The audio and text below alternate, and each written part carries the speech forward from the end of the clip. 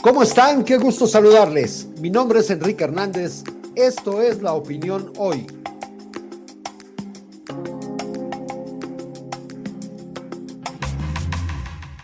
Después del pequeño ayuno futbolero, hoy viernes comienzan los cuartos de final en la Copa del Mundo de Qatar, con los duelos entre Brasil y Croacia por un lado y Argentina contra Países Bajos por el otro. Mañana sábado 10 de diciembre se cerrará esta etapa con los partidos de Marruecos contra Portugal y Francia contra Inglaterra. ¿Cuál será el factor clave que pueda determinar el triunfo de cada uno de los equipos contendientes? Saludo con mucho gusto a Hernán Favela, especialista en fútbol internacional, quien nos comentará sus lecturas al respecto de estos partidos. Hernán, ¿cómo estás? Pues ya bastante emocionado y triste también por este cierre del Mundial, ya acostumbrados a tener fútbol en nuestras vidas todos los días. Oye, ¿cuál consideras que será la clave para cada selección en busca de su boleto a las semifinales? Podemos arrancar quizá con Brasil. Brasil, que para muchos era la favorita antes de iniciar esta Copa del Mundo, y si me permití ponerle algún mote a cada uno de estos equipos, el de Brasil sería calidad individual por todos lados. Si es que volteas a ver a la banca y tienes jugadores titulares en los mejores equipos del mundo, y si a eso le sumas el orden táctico que te puede imponer un director técnico como lo es Tite, pues es un rival muy difícil de vencer, ya que si el planteamiento inicial no funciona, tienes a estas estrellas dentro del campo que con una pincelada, con una individualidad, te pueden cambiar totalmente el partido. Correcto, y tendrán enfrente a una selección de Croacia especialista en llevar los partidos al terreno que más le conviene. A Croacia yo la definiría como la mejor defensa central del Mundial. Hasta ahora hemos visto que ese cambio generacional escalonado les ha funcionado a la perfección, teniendo a su yunque, a su ancla en Dejan Lovren y en Bardiol, un central nuevo con un toque espectacular para activar al mediocampo, y aparte tienes a Luka Modric, que sigue siendo uno de los mejores jugadores de todo este planeta. Muy bien, ahora pasamos al siguiente duelo. ¿Qué tendrá que hacer Argentina si quiere lograr su boleto a semifinales? El Mundial de Argentina y el mote de este equipo para mí es el último Mundial de Dios, escrito con un 10, ¿no? Al final de cuentas, viven y mueren por Lionel Messi, no solo en inspiración, sino también en desempeño en la cancha. Argentina lo que tiene que hacer es aprovechar a los talentosos extremos que tiene en Julián Álvarez, que ha fungido como tal dentro de esta Copa del Mundo, y Ángel Di María por derecha, para tratar de atacar los costados de una férrea defensa de Países Bajos. Y enfrente tendrán ni más ni menos que a la naranja mecánica, los Países Bajos. La nombraste bien y digamos que son el juego cruyffista del día de hoy, teniendo esa 3-4-3 marcada con dinámica por las bandas, pero priorizando tener la pelota y evitar hasta cierto punto que el rival y sus mejores jugadores se sientan cómodos y tengan el balón durante el encuentro. La clave para ellos será encontrar la espalda de los defensas centrales argentinos, que ha sido la kriptonita que ha desvielado a la escaloneta en estas últimas actuaciones. Bien, y el día de mañana tendremos primero el duelo de Marruecos contra la selección de Portugal. ¿Cuáles son las claves de estos dos equipos? A Marruecos me gusta nombrarla como los Triángulos de Rabat. Por su capital, al final de cuentas, tienen una especie de triángulos de las Bermudas en las bandas, buscando siempre la superioridad. ¿A qué me refiero?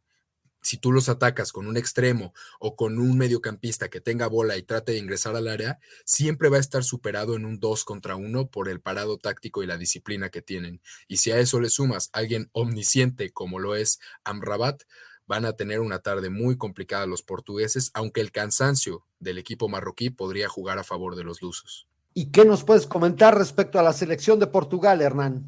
Al final de cuentas hemos visto que con la ausencia en el once titular de Cristiano Ronaldo, gana lo que denominaría una dinámica única en este mundial, así es como los definiré, como el equipo más dinámico de esta Copa del Mundo, con Gonzalo Ramos tirando desmarques a las espaldas de los defensas, y también, como es el caso de Brasil, tiene una cantidad de individualidades que te puede resolver cualquier tipo de partido en cualquier momento, y como un factor, Portugal viene de jugar un partido que yo diría que fue de 45 minutos, ya que dominaron y después pudieron bajar mucho el ritmo, y por el otro lado el equipo africano viene de jugar un partido de 120 minutos. Entonces el desgaste físico, como había mencionado anteriormente, jugará un rol importantísimo en este duelo de cuartos de final. Bien, y en un duelo largamente esperado tendremos también el enfrentamiento entre Francia e Inglaterra. ¿Qué nos puedes decir de estas claves? Para mí Inglaterra es la variante hecha equipo, porque cualquiera te puede atacar, incluso un Harry Maguire en una táctica fija te podría marcar el gol.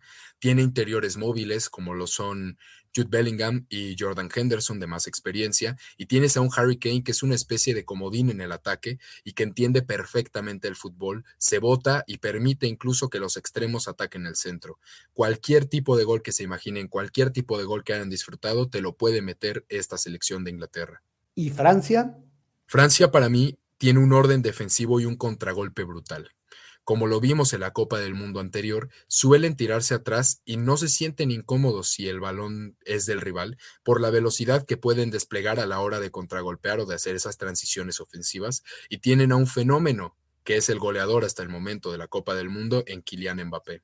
Pues no me queda ninguna duda que presenciaremos unos cuartos de final que podrían ser de los más parejos en la historia de los mundiales. Hernán, te agradezco mucho tus comentarios.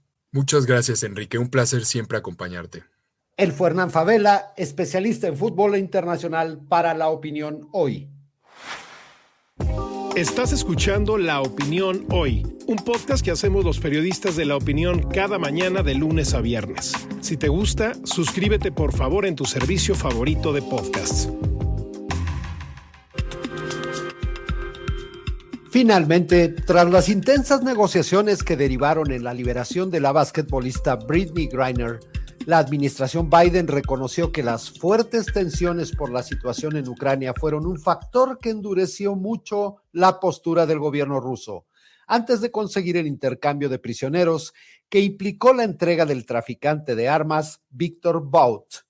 Para comentar más ampliamente este tema, saludo a Jesús García, periodista de La Opinión, especializado en política, inmigración y asuntos nacionales. Jesús, un gusto saludarte. Igualmente, Enrique, muchísimas gracias por la invitación. Jesús, sabemos que la liberación de Brittney Griner era una prioridad, pero la intención de la administración Biden era también lograr el retorno de Paul Whelan, un exmarín estadounidense que también tiene nacionalidad irlandesa, británica y canadiense, y que fue detenido en un hotel de Moscú en diciembre de 2018, acusado de estar involucrado en una operación de inteligencia. ¿Qué ocurrió con él? ¿Por qué no fue liberado? Bueno, básicamente, y esto coincide, hoy hubo justamente una conferencia de prensa con altos funcionarios de la Casa Blanca tratando de dar un poco más de detalles. Es muy interesante porque ofrecen muchos más detalles, pero al mismo tiempo, por temas de seguridad nacional, no pueden dar tantos detalles, incluso si lo hacen en lo que conocemos acá como el background, que significa que no podemos citar qué funcionarios son. Entonces, al hablar de estos detalles, una de las cosas que destacaron era la complicación que había por el tema de Ucrania. Recordemos que Estados Unidos, aunque no está en guerra directa, tiene un apoyo directo a Ucrania y eso evidentemente tensa mucho la relación con Rusia, aparte de todas las sanciones que se han impulsado y que se han impuesto al gobierno ruso y a oligarcas rusos, y ha complicado esa relación con Estados Unidos. Adicional a eso, tenemos el tema también de seguridad, que ya venía una tensión muy importante y pues todo complica. Bueno, hay que recordar que el gobierno también tenía la intención de traer de vuelta a Paul Whelan, incluso lo puso sobre la mesa, era parte de la negociación, era, digamos, 2 presos por el preso que estaba pidiendo Rusia. Hay que señalar que sí se hizo esta petición, y una de las cosas que indican los funcionarios es que Rusia puso la condición de es uno o nadie. Esta decisión se le pasó directamente al presidente Joe Biden, que fue que determinó que era una persona y determinó que tenía que ser Griner y no Whelan el que volviera. Whelan, por supuesto, ha reaccionado al respecto. CNN tuvo una reacción, que ha sido el único medio que ha tenido acceso a él. Tuvo una llamada telefónica con ellos y bueno, evidentemente él está decepcionado por la decisión, pero esto va mucho más allá de la decepción. Que tenemos que poner de manifiesto que este es un asunto diplomático y político de alto nivel y que implica asuntos de seguridad nacional. Hay que recordar también que Whelan, bueno, tiene acusaciones de operación de inteligencia, que es mucho más complicado que la acusación que tenía Griner. Que la acusación que tenía ella era de contrabando, básicamente, que si bien es un delito operado, era un delito, digamos, menor para los estándares del sistema judicial, pero el caso de Whelan es más complicado y eso pudo también tensar muchísimo más la decisión y llevar al gobierno de Estados Unidos a decidir que pues era mejor traer a Griner y no a Whelan en este momento. Sin embargo, van a continuar las negociaciones, hay un equipo que está directamente dirigido para continuar con esas negociaciones y poder traerlo. Hay una cosa que me parece interesante y es el trabajo también que hizo el gobierno de Estados Unidos, porque justamente el tema de Ucrania, pues llevó a Estados Unidos a pedir apoyo de los Emiratos Árabes Unidos para poder ser el traslado primero hacia allá de Brittany y después ya poderla trasladar a los Estados Unidos. Y esto habla mucho de cómo hay que ver un poquito más allá, porque establece la relación que Estados Unidos está teniendo con algunos países en Medio Oriente. Vimos ya también que retoma importantes negociaciones con Arabia Saudita y bueno, con Emiratos Árabes Unidos pues mantiene esta estrecha relación.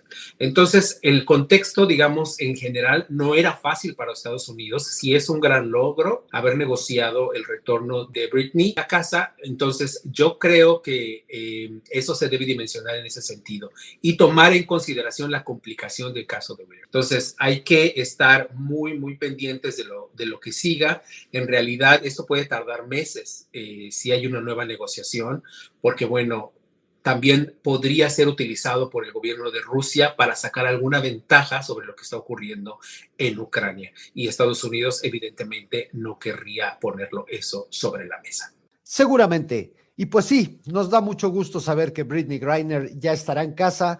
Ojalá que la situación de Whelan encuentre pronta salida. Por lo pronto, Jesús, te agradezco mucho tu presencia y tus comentarios. Hasta luego, muchas gracias. Fue la voz de Jesús García, nuestro especialista en política, inmigración y asuntos nacionales de La Opinión. Así llegamos al final de esta emisión y aprovecho para recordarles que pueden suscribirse a La Opinión hoy en su plataforma de podcast favorita. Me despido de ustedes, mi nombre es Enrique Hernández y les deseo que tengan un gran fin de semana. Este podcast es una producción de La Opinión, presentada por Diana Gutiérrez, Carlos Millet y Enrique Hernández. Diseño sonoro de Brenda García. Rafael Cores es el productor ejecutivo.